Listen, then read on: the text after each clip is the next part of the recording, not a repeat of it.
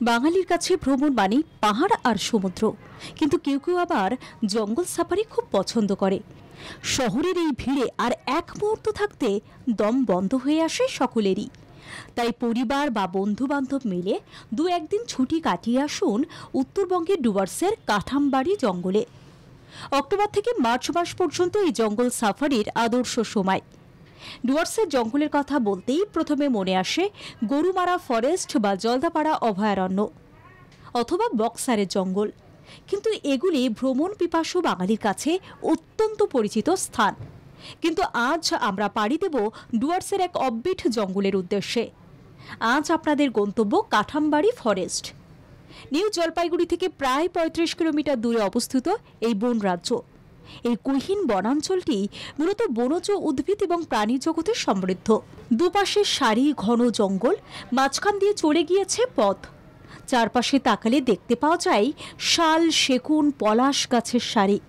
এই জঙ্গলের গভীরতা এতটা গভীর, যে কোনো স্থানে সূর্যের আলো ঠিক মতো পৌঁছয় না। এই জঙ্গল সাফারি তাই ভীষণই অ্যাডভেঞ্চারাস।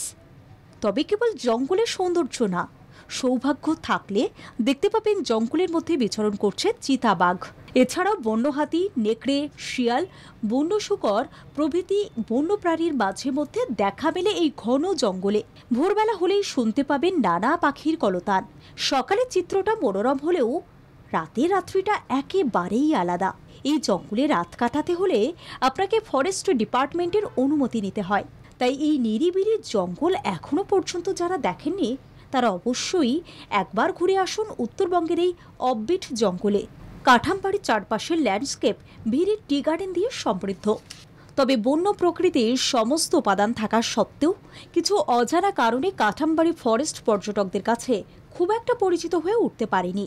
তবু এই জঙ্গলকে কেন্দ্র করেই ওয়েস্ট বেঙ্গল ফরেস্ট ডেভেলপমেন্ট কর্পোরেশনের বাংলোগুলি দীর্ঘ বছর ধরেই পর্যটক আকর্ষণের অন্যতম কেন্দ্রবিন্দু। এছাড়াও বেশ কিছু কটেজ ও বাংলো রয়েছে পর্যটকদের রাত্রিবাস করার জন্য। সব মিলিয়ে আপনি যদি আপনার শহুরে জীবনের চাপ থেকে বিরতি চান, তবে কয়েকদিনের ছুটিতে অবশ্যই ঘুরে আসুন ডুয়ার্সের কাঠামবাড়ির জঙ্গলে।